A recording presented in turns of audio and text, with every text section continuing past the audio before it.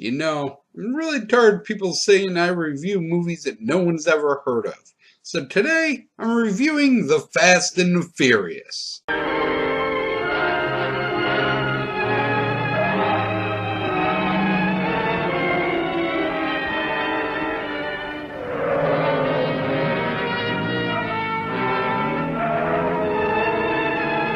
It's not my fault you thought it was the Vin Diesel movie. I clearly put 1955 in the video title. The movie begins with a truck being ran off the road, and the driver who ran it off the road being attacked in a small diner.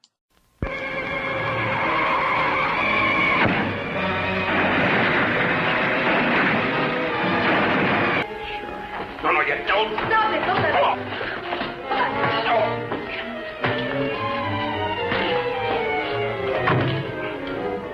Oh, he's hurt. Even though he was clearly attacked first, he brings the only witness with him and steals her Jaguar, leaving the waitress at the diner, who is in the back getting milk, to think that he killed the man. Oh.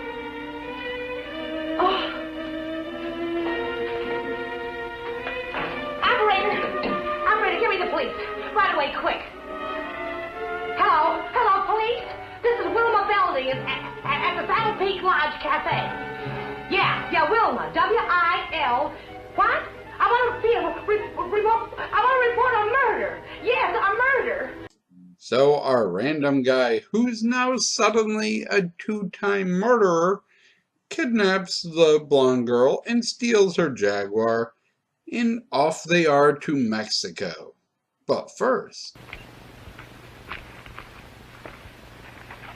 Country reminds me of the time I was bitten by a rattlesnake. Only 5 years old. Me, not the snake. Snake died. wait a minute, he killed the guy with one punch, and the snake that bit him died. He's Chuck Norris. We are watching a Chuck Norris movie, and didn't even know it. Their master plan to get into Mexico isn't just simply driving into Mexico. Turns out that the girl is a championship level race driver, and he's going to just have her stop in Mexico during the international car race. He's going to hop out and escape, but they run into immediate problem. Qualified. Come on in. Oh, Miss Constance Adair driving? Yes. Yes, I'm right. I guess you hadn't heard. They had a meeting last night. This course is too dangerous. All lady drivers are banned. But I've got to. I'm sorry, but that's what they decided. I'll drive. I'm sorry, ma'am, but you have a vagina, and that means you're a shitty driver. Sure, you're so recognized that I knew who you were on sight, and are popular among your racing peers and well known for your racing prowess. But he has a penis, which means he's clearly more qualified than you, even though he's never raced before, and I've never met him before. I'm just gonna sign him up, okay? He's allowed to use your car, right? Because penis and all. It seems like everybody knows that he's the person the police are looking for, but nobody actually cares. Just look at this fucking scene. Think this should be a crazy place to hide? Well, you never know what they're going to pull next. They figure he's going to be driving a Jaguar. What makes them think that? Some fellow broke out of jail with a murder rap. They don't expect him to be racing, but for that kind of a car, he'd hang around here until the heat's off. I doubt it. You folks racing? Wouldn't miss it. Hey, that's a nice-looking Jag you got there. They're looking for him to have a young woman with him. Come on, Bill. If you're going to get me rest, we'd better go. Say, the fellow they're looking for is Frank Webster, in case you run into him. Good luck on the race. Hey, have you seen a man that looks kind of like you driving a Jaguar with a young blonde woman? Wait a minute. Oh, never mind. Your name's Biff. They're looking for Frank. Go ahead. Because it's a 50s movie, it of course has big dramatic speeches. And because it's my channel, it has people nearly setting themselves on fire. But I can't afford to stay. Oh, but you're innocent. It isn't what you are that counts. It is. It's what you get taken for. Someday what you really are is going to catch up with you. It'll be worth fighting for. I just hope it isn't too late. Thanks for everything, Connie.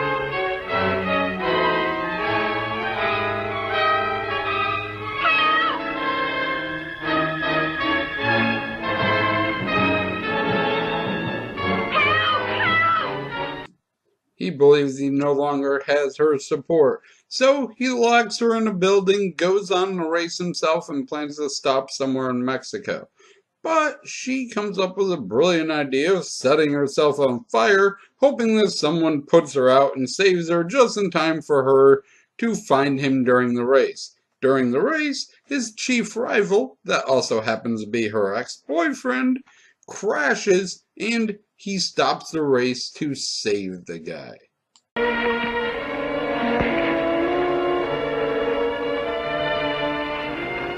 all right, Faber? Yes, thanks. He's all right. How'd the cops find out? I turned you in. How'd you get out?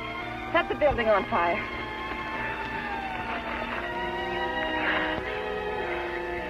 You're a pretty dangerous character yourself.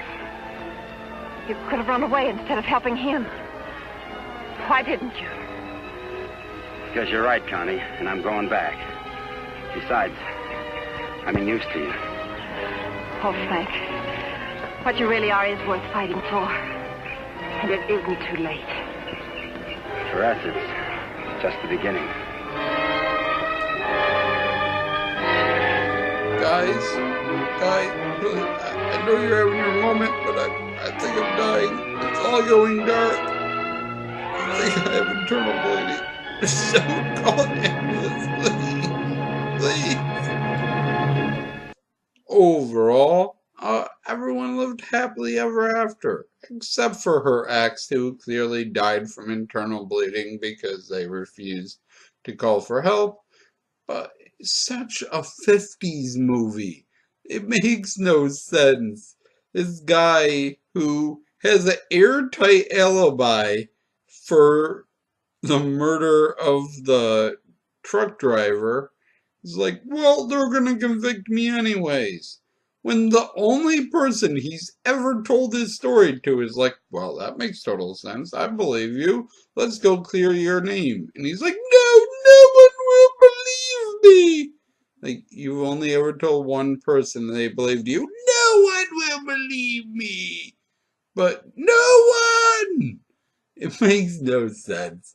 Also, the whole plot point of him having to drive because the road is too dangerous for women is just the most 50s fucking thing ever. You're an accomplished driver. I even know you. You're so awesome. Who's this guy? I don't know, but he has a penis. Sold! He's much better than you. The movie makes no sense.